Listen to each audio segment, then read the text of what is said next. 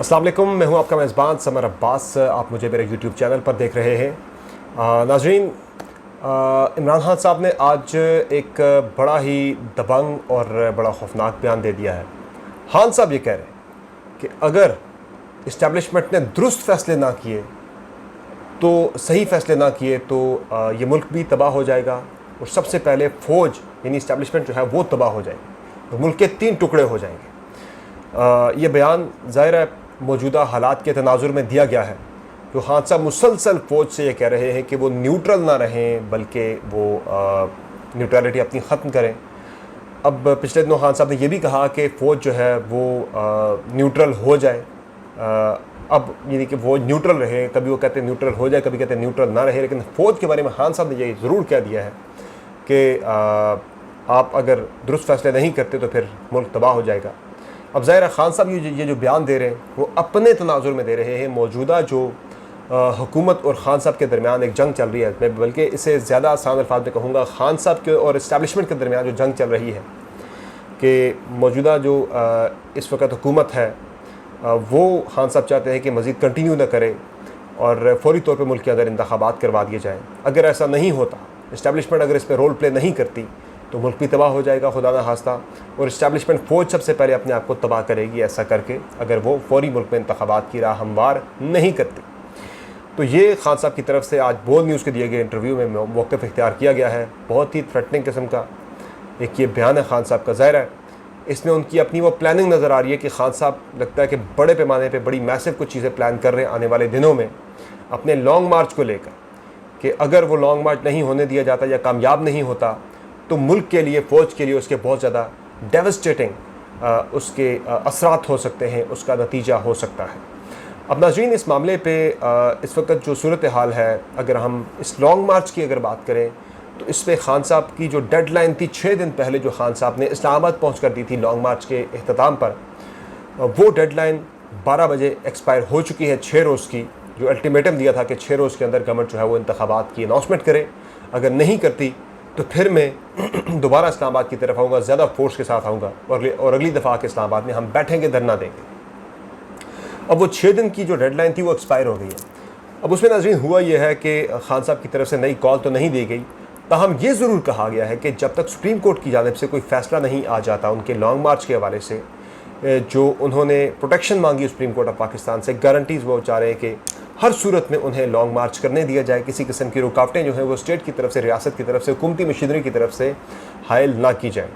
अब जो खान साहब की जो PTI की पिटीशन थी सुप्रीम कोर्ट ऑफ पाकिस्तान ने, वो रजिस्ट्रार ने एतराज़ लगाकर वापस कर दी है और एतराज़ ये लगाया है कि आप इस पर कम्पिटेंट फोरम से रजू करें, मुतल्लिका फोरम में जाएँ। और इस मामले पर सुप्रीम कोर्ट ऑफ पाकिस्तान पहले ही रूल कर चुकी है, अपना फ़ैसला दे चुकी है। चूँकि आज ही यानी गुज़श्ता रोज़ ही सुप्रीम कोर्ट ऑफ पाकिस्तान ने Islamabad high court bar association की दरख्वास्त पर 5 रुकनी बेंच ने फ़ैसला सुनाया, जो ख़ुद तहरीर किया था chief justice of Pakistan justice Umar Ata Bandial साहब ने। 14 सफ़ात पर मुश्तमिल ये फ़ैसला था, जिसमें ये तो 7 पॉइंट्स जो हैं वो 7 सवालात पूछे गए हैं इदारों से, जिनमें IG Islamabad, chief commissioner Islamabad, IB और ISI और वज़ारत दाखिला से ये सवालात पूछे गए हैं। 7 सवालात का उनसे जवाब मांगा गया है कि आप ये 7 सवालात के हमें जवाब दें, जिनमें मोटे मोटे सवालात यही हैं कि पाकिस्तान तहरीक इंसाफ की क़यादत को सुप्रीम कोर्ट का फ़ैसला जो है वो किस वक्त उन तक पहुँचा, उन्हें कम्युनिकेट हुआ। फिर जो इस्लामाबाद के रेड जोन में लोग दाखिल हुए पाकिस्तान तहरीक इंसाफ के, वो किस टाइम दाखिल हुए, फिर क्या रुकावटें तोड़ के ये लोग दाखिल हुए, और इंतज़ामिया की तरफ से रेड जोन की सिक्योरिटी के क्या इंतज़ामात थे। इंतज़ामिया ने जो यकीन दहानी करवाई थी, यानी गवर्नमेंट ने जो यकीन दहानी सुप्रीम कोर्ट ऑफ पाकिस्तान के अंदर करवाई थी कि इन पर लाठी चार्ज नहीं होगा, मारा नहीं जाएगा, किसी को गिरफ़्तार नहीं किया जाएगा, तो वो यकीन दहानियाँ क्या गवर्नमेंट ने वो पूरी करवाई या नहीं करवाई। फिर जो H9 ग्राउंड है वहाँ पाकिस्तान तहरीक इंसाफ के कितने लोग गए, आया गए भी हैं या नहीं गए, ये सारी चीज़ें जो हैं इनके सवालात अब मांगे गए हैं सुप्रीम कोर्ट ऑफ पाकिस्तान की जानिब से। एक सवाल ये भी है कि जो PTI के कारकुनान पहुँचे डी चौक में, क्या वो लीडरलेस एहतजाज था या PTI के कुछ सीनियर लोग वहाँ पे मौजूद थे, वो उन्हें लीड कर रहे थे। तो ये चीज़ें जो है ये पूछी गई हैं, 7 सवालात के जवाब पूछे गए। एक हफ़्ते के अंदर, 7 रोज़ के अंदर इस पे इन हुकूमती इदारों ने जवाब देना है सुप्रीम कोर्ट ऑफ पाकिस्तान को। तहम इस पर जो फ़ैसले में मज़ीद 2-3 बड़ी अहम बातें हुई। एक तो 5 रुकनी बेंच था जिसमें से 4 अरकान ने, जो मुअज़्ज़ज़ सुप्रीम कोर्ट का जो बेंच था उसमें 4 अरकान ने, 4 मुअज़्ज़ज़ जजेस ने ये कहा कि जो खान साहब के ख़िलाफ़ जो अटॉर्नी जनरल ऑफ पाकिस्तान की जो इस्तदा थी कि तौहीन अदालत की कार्रवाई की जाए, चूँकि उन्होंने सुप्रीम कोर्ट ऑफ पाकिस्तान का जो हुक्म था कि वो H9 ग्राउंड में जाएँ, रेड जोन की तरफ ना आए, उस हुक्म की अदूली की है। तो सुप्रीम कोर्ट ऑफ पाकिस्तान ने ये उस पर यह भी कहा, चीफ जस्टिस ऑफ पाकिस्तान ने, कि हमने एक अच्छा माहौल पैदा करने के लिए, तवाज़न पैदा करने के लिए हमने एक अच्छा फ़ैसला दिया था 25 तारीख को, लेकिन जो सियासी जमातें हैं उन्होंने जो है इसमें वक़ार नहीं दिखाया और उन्होंने कहा कि दोनों तरफ से हमें मायूसी हुई है दोनों के इक़दामात से। जो इमलाक को नुकसान पहुँचा, जो लोगों को नुकसान पहुँचा, उससे हमें मायूसी हुई है। दोनों अतराफ़ ने हमें मायूस किया है। ज़ाहिर उसमें गवर्नमेंट भी है और PTI भी है। इस पे नाज़रीन बड़ी एक ज़बरदस्त बात की सुप्रीम कोर्ट ऑफ पाकिस्तान ने, लेकिन उसमें ज़ाहिर है दोनों पार्टीज़ अपना उसमें से मतलब निकाल रही हैं, अपने मतलब की बात निकाल रही हैं। जिस तरह से हुआ ना वो, और नमाज के करीब मत जाओ मगर जब तुम नशे की हालत में हो, जो आया करीमा है कुरान पाक की एक आयत है। तो नशे वाले कहते हैं जी वहाँ कह दिया गया है, हालांकि उसका जो प्रीएम्बल है कि जब तुम नशे की हालत में हो, तो वो सिर्फ नमाज वाला नुक्ता निकालते हैं कुछ लोग। बहरहाल ये भी अल्लाह माफ़ करे, बड़ी गलत बात करते हैं जो इस तरह के लोग तशरीह करते हैं। बहरहाल PTI ये कह रही है, सुप्रीम कोर्ट ने कह दिया है कि हुकूमत जो है वो रोक नहीं सकती जब तक उनके पास आर्टिकल 15 और 16 के तहत जवाज़ मौजूद ना हो, नागुज़ीर ना हो, जब तक रोकना। तो वो ये भी कह रहे हैं कि पुरअमन एहतजाज की हर किसी को इजाज़त है, लेकिन अगर हुकूमत उसकी इजाज़त दे तो। अब हुकूमत जो है वो इसे अपने हक़ में इस्तेमाल कर रही है कि देखिए हमें तो कह दिया गया कि हुकूमत रोक सकती है, लेकिन साथ ये भी कहा गया कि अगर हुकूमत ने रोकना है तो हुकूमत के पास इसकी सॉलिड कानूनी इसकी वजह भी मौजूद होनी चाहिए और इंतज़ामी वजह भी मौजूद होनी चाहिए। आर्टिकल 15 और 16 के तहत मुतमईन करना होगा इंतज़ामिया को, गवर्नमेंट को, कि वो रुकावटें खड़ी कर रहे हैं या रोक रहे हैं पुरअमन एहतजाज से जो जमहूरियत का किसी भी फरीक का, उससे क्यों रोक रहे हैं। तो ये चीज़ें आज सुप्रीम कोर्ट ऑफ पाकिस्तान में डिस्कस हुई हैं, जिसके बाद ये फ़ैसला जो आया 4-1 से फ़ैसला आया, यानी 4 अरकान ने कहा कि तौहीन अदालत की कार्रवाई नहीं बनती। तो एक जज जो है जस्टिस याहिया अफरीदी साहब, यानी कि लोग कहते हैं, खान साहब कहते हैं कि मैं पठानों का लीडर, या पठान कहते हैं कि खान हमारा लीडर है। तो एक खान जज ने ही आज, जस्टिस याहिया अफरीदी साहब ने ही जो डाइसेंटिंग नोट लिखा, अपना इख्तलाफी नोट लिखा, उसमें उन्होंने इमरान खान साहब के ख़िलाफ़ तौहीन अदालत की कार्रवाई शुरू करने की सिफारिश की है। उनके नज़दीक खान साहब ने तौहीन अदालत की है, वो उसके मुर्तकिब हुए हैं, इसकी उन्हें पादाश में उनके ख़िलाफ़ तौहीन अदालत की कार्रवाई होनी चाहिए। बहरहाल ये स्प्लिट ओपिनियन थी, 4-1 से ये फ़ैसला आया है। और मज़ीद जो मामला जो है अब 7 दिन के बाद गवर्नमेंट जब जवाब जमा कराती है, जो हुकूमती इदारे हैं उस पर सुप्रीम कोर्ट आगे का क्या लाया इख्तियार करती है। बहरहाल जो मूड है वो इसी तरह से नज़र आ रहा है कि पुरअमन एहतजाज की इजाज़त दी जाएगी। अगर गवर्नमेंट जो है वो रोकती है तो गवर्नमेंट को सुप्रीम कोर्ट ऑफ पाकिस्तान को मुतमईन करना होगा कि वो किन ग्राउंड्स पे, ऐसे क्या शवाहिद हैं गवर्नमेंट के पास कि उनके लिए पाकिस्तान तहरीक इंसाफ के एहतजाज को रोकना नागुज़ीर है। तो ये मुतमईन करना होगा सुप्रीम कोर्ट को। नंबर 2 नाज़रीन, जो PTI है उसने एक इंदिया दिया है वापस आने का पार्लियामेंट के अंदर। फवाद चौधरी साहब ने कहा है कि अगर हुकूमत कोई तारीख देती है तो फिर हम असम्बलियों के अंदर आ सकते हैं, कानून साजी भी होगी, फिर इलेक्शन कमीशन की तश्कील 9 पे बात होगी, क्योंकि राजा रियाज साहब के साथ होके तो आप इलेक्शन कमीशन को ठीक नहीं कर सकते। तो हमने इलेक्शन कमीशन को आज़ाद बनाना है शफाफ इंतखाबात के लिए। मौजूदा इलेक्शन कमीशन जो है वो काबिल कबूल नहीं है। फिर आएँगे पार्लियामेंट के अंदर, कानून साजी भी करेंगे इंतखाबी इस्लाहात के बिल के ऊपर जो पेंडिंग है उनके नज़दीक।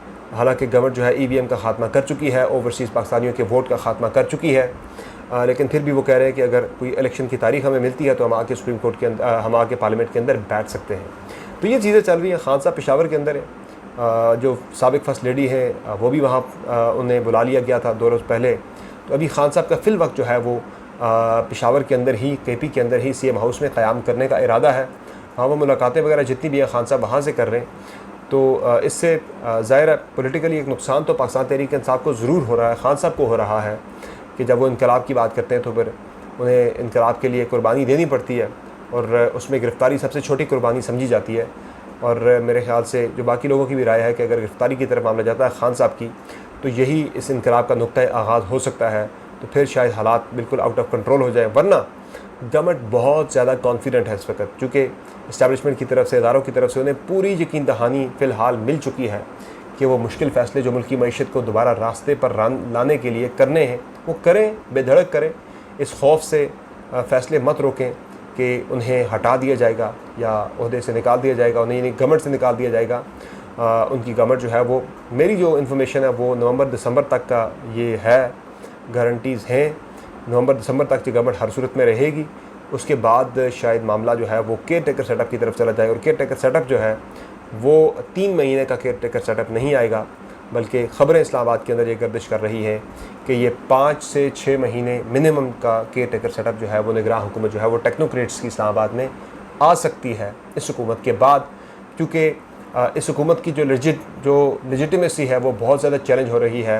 ये गवर्नमेंट भी ज़ाहिर है, गवर्नमेंट के ऊपर पॉलिटिकल प्रेशर्स होते हैं बहुत सारे, उन्होंने अपने आगे सियासी मुस्तकबिल भी देखना होता है। आपने देखा कि ये जो पेट्रोल की कीमत में इजाफा करने वाला मामला था, एक बहुत ही ज़रूरी मस्ट टू डू एक काम था जो करना था मौजूदा हुकूमत ने, चूँकि इससे बहुत ज़्यादा नुकसान हो रहा था। IMF के साथ प्रोग्राम आगे नहीं बढ़ पा रहा था, सब्सिडी की मद में हम ठीक ठाक पाकिस्तानी गवर्नमेंट जो है वो नुकसान कर रही थी, पहले ही हम खसारे का शिकार हैं।